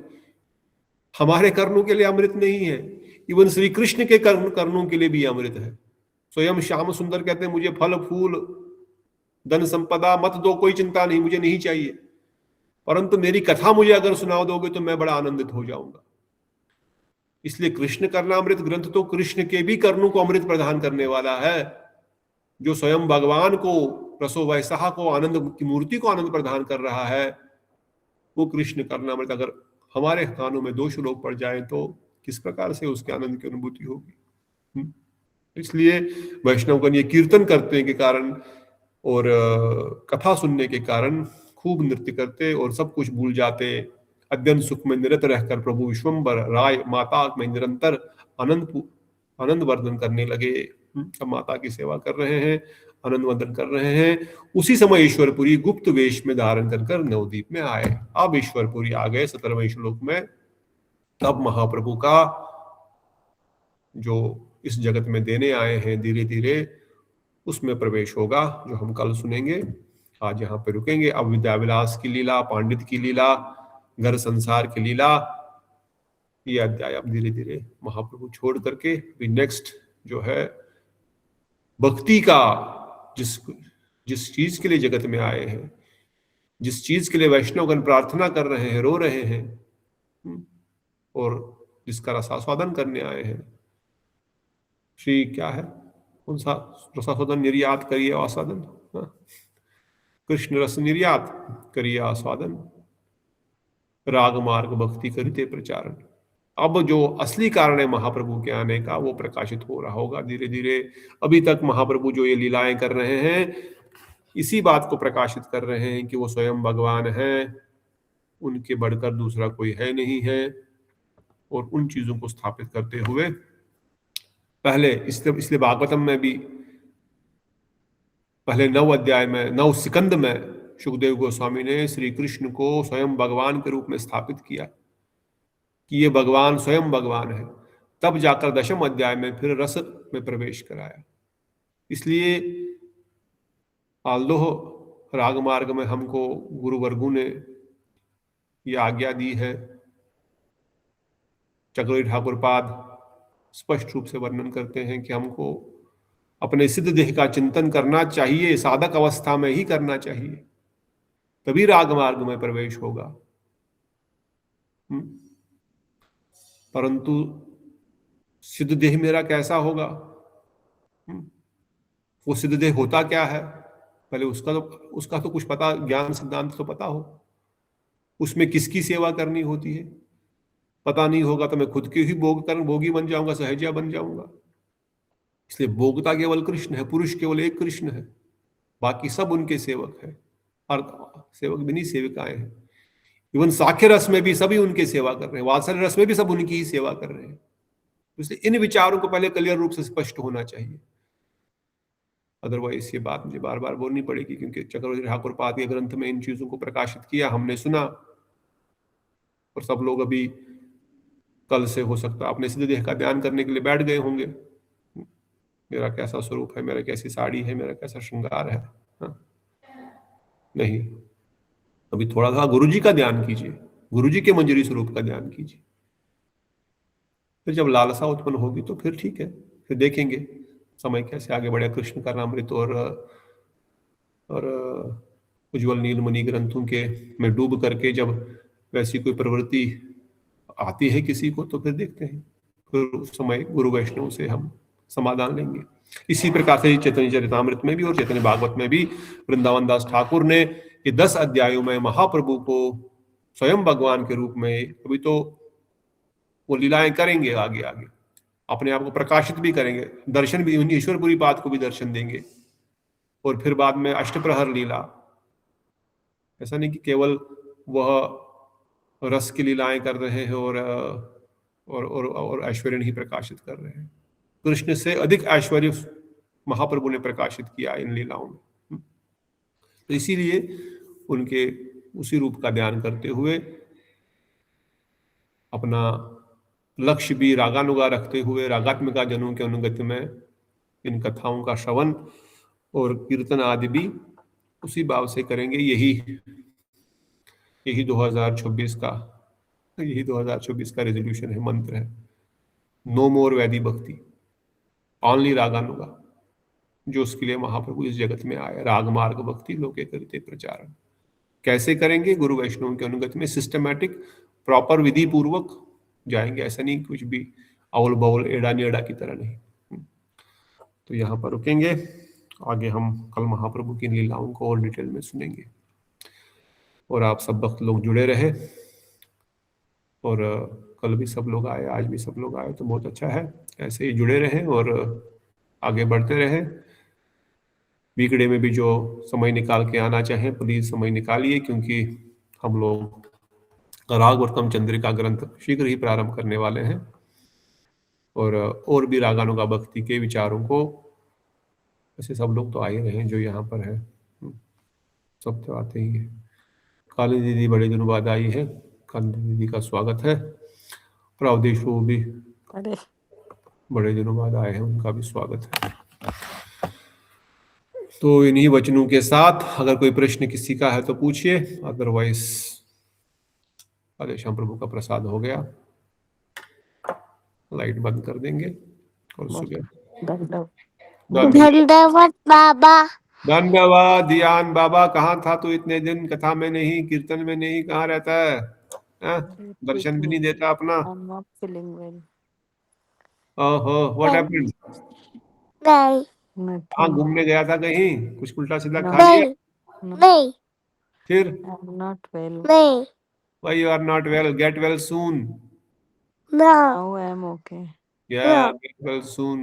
ठीक हो जाओ, फिर कथा में आओ, भजन सुनाओ, श्लोक सुनाओ। Better now. क्या? I am feeling better now. Hare Krishna. Very good. Krishna now. हरे कृष्णा। दंडवत प्रणाम। Now. दंडवत प्रणाम। रोसी श्री राधा गोविंद गोपीनाथ मदन मोहन दंडवत प्रणाम बाबा का जय नित्यानंद प्रभु की जय। जय श्री महाराज की जय। निताई गौर प्रभु।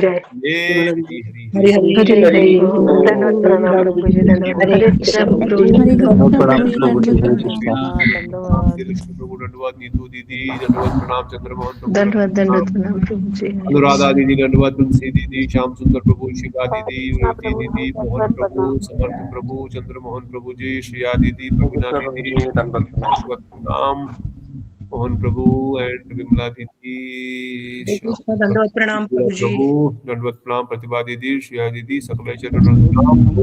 हरि बोल। जय जय श्री राधे श्री वृंदावन धाम की जय।